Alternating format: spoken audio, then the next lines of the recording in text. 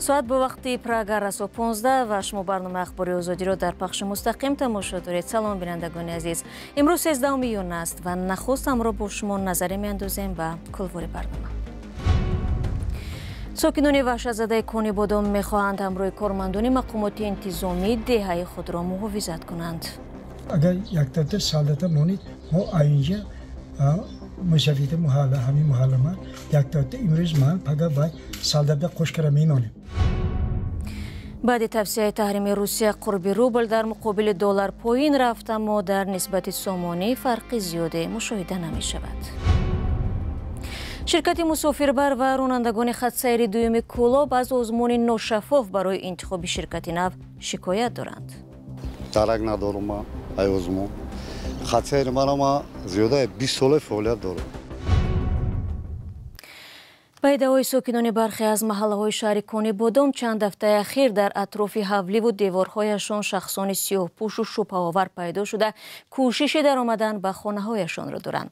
ҳарчанд мақомоти маҳаллӣ дар ин бора шарҳу тавзеҳе намедиҳанд, вале сокинон дар шабакаҳои иҷтимоӣ аз чунин ҳолат бисёр мегӯянд ва дар кӯчаҳо навбатдории шабонаро ташкил карданд. ҳолати номуайянӣ бошандагони минтақаро баъди кушторҳои оилаҳо беш аз пеш бимзада кард. фарзон муҳаммадӣ дар ин бора гузориш медиҳад.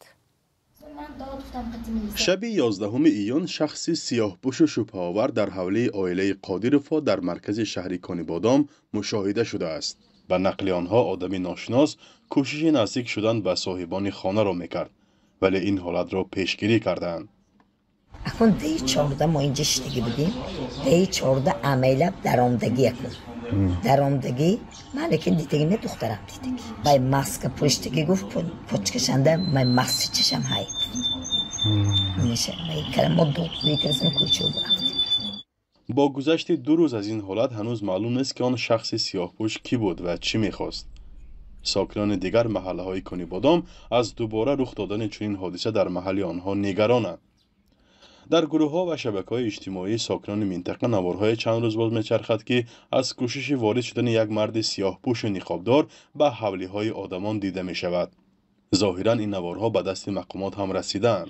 акун милиса вай кара гуфт ки ҳозир шумон баъди 1 соат он битон гӯй магар моям бисуф гул шуд дина гуфта вай кара омдасони даромда ҳама ҷои дидан вай кара сон шумо ман гуфтам не ман дидагӣ ме духтарам дидам гуфт магар ҳам майлаш гуфтасони валеги ҷо виза шуд бурафтам май қапидан дар қорду метасем моям акун намедонам ин шаб чӣ хел кара хоб мегим мана паншоқ бо каландаста мана бай шудааст беринанда хона мерим дара қулф кара дани хонанда хо рафсадим бе малол нафас гирифта наметонем тарсида хо мерим рӯзамана меаҳо. дар минтақаҳои дигари шаҳри Кони Бодом вазъ аз ин ҳам ваҳимтар аст. сокинон мегӯянд ки барои бехатариву муҳофизати худ ҳама навъи чораҷӯиро мебинанд. алим гарманда дара қулфкар хо мерим хона худа моя ҳамтун карашинам бай неми як рӯз мемурим моям ҳеҷ кас зинда намонадам ҷо мерим як рӯз яшамиш куним ам нағз яшамиш кардам дар кор.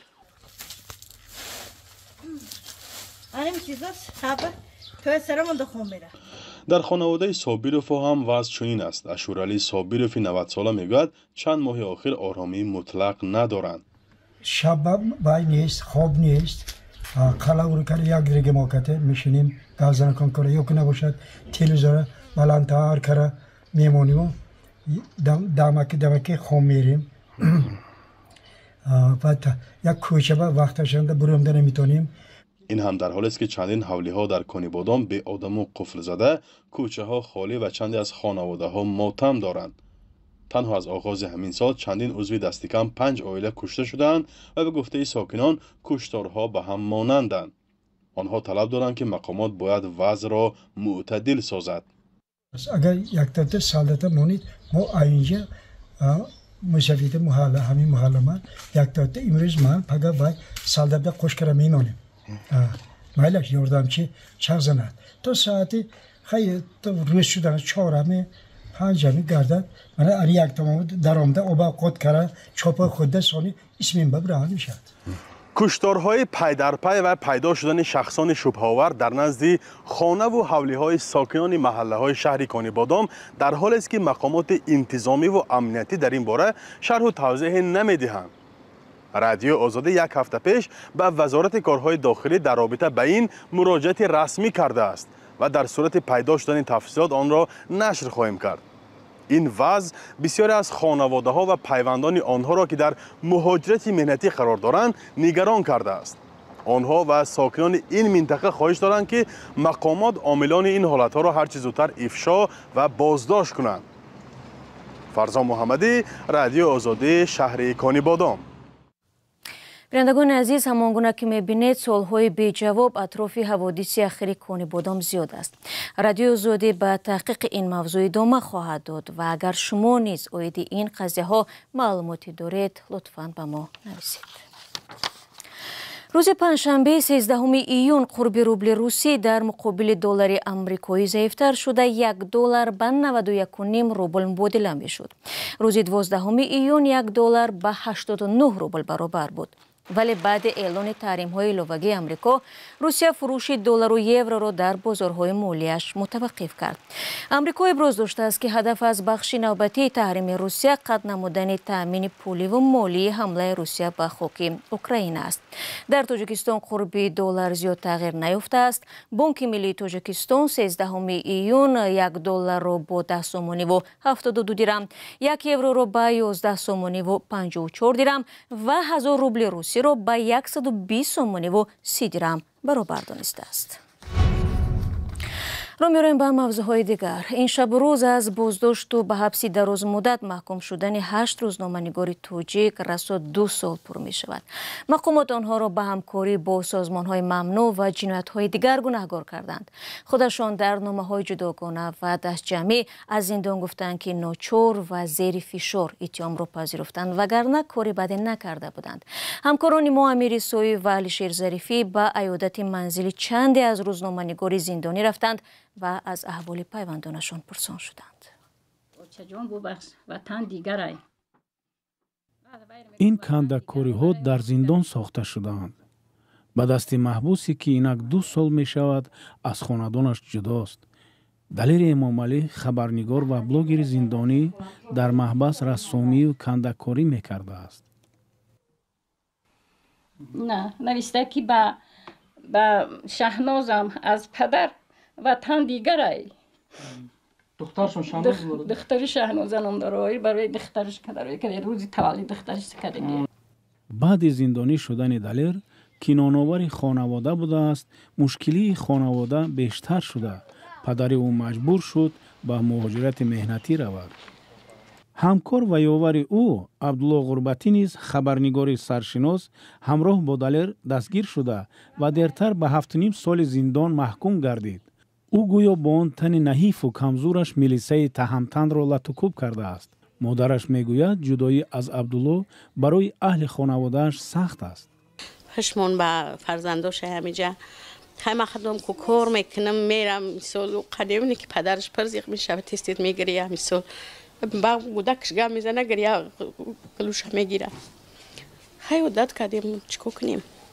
این منزل مادر زبقبک سیدامینی کارمند پیشین تلویزیون دولتی تاجیکستان سپس استوی کران خبرنگار مردمی اکنون زندانی است. برای مادر چشم برای پسر تا هنوز دلیل حبس او معلوم نیست. حوزه هیچ شکایت نداره، فقط همی شکایتی ما نبودن فرزندم که 2 سال بگنو بچه میشتگه بچه می بگنویشه در پیش در سود نموندن، سودشم خیلی پشتی پرده میگذشت. همون باری اخیر رفتیم در همون 13 گذشته دور مده بودیم در همون پیش ادوکات سود و چیش پرکرور همونجا بودم 3 کسی ما رفتیم برمد اون بگنوی خودش نوشتگی چند ورق هم خیلی همه را خوندن در پیش هم باقی من یکون گناه ندارم. دادگاه‌های تاجیکستان در سالهای 2022 و 2023 کمش 8 ژورنالیست و بلوگر را از 7 تا 21 سال به زندان محکوم کردند. عبدالستار پیرمحمدزاده، خورشید فاضلов، هوشام غلام، الفتخانی محمدشایوا از ژورنالیستان و بلوگران دیگر زندانی هستند. مقامات آنها را به عملهای جنایی گناهکار کرد که برخی از آنها را زیر فشار و لطوکوب پذیرفتند. با نظر حقوقشناس شاکرجان حکیمов خبرنگاران و بلاگران زندانی به جامعه خطر یا تهدیدی نداشتند و آنها باید از محبس رها شوند. باعث تأسف است که زمان ماهیتاً بررسی نمودن این پرونده ها آنها پس در پوشیده برگزار شدند. دسترسی به آن نه تنها ژورنالیستان اینچنین همکاران و فعالان جامعه شهروندی نداشتند و بنابراین درباره شفافیت و تا چه اندازه رعایت شدن عدالت سعودی چیزی گفتن ممکن نه و خیلی مشکل است.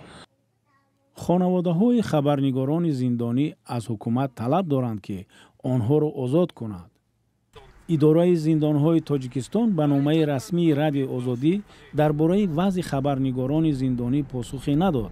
طلب برخی سازمان های بین المللی نیز برای رهایی خبرنگاران به پاسخ مانده است. سلام، اگر خط و خبر می‌خواهید ما داریم. نوید بامدادی، سرخط خبرها، اخبار تاجیکستان و جهان، گزارش‌ها و تحلیل‌ها. چی می‌گذرد و چرا؟ دانستن فهمیدن است. ضمیمه یا اپ ما را بگیرید.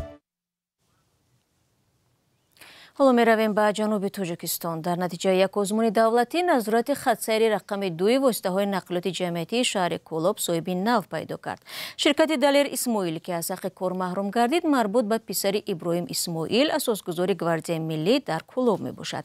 یکی در رانندگان در صحبت با همکارمان محمود جان رحمتزاده از آن ابراز نگرانی کردند که با عوض شدن شرکت انداز پرداختهای آنها افزایش یافتند و این در نهایت امر سببگار بالاروی نرخ راهگیری خواهد شد.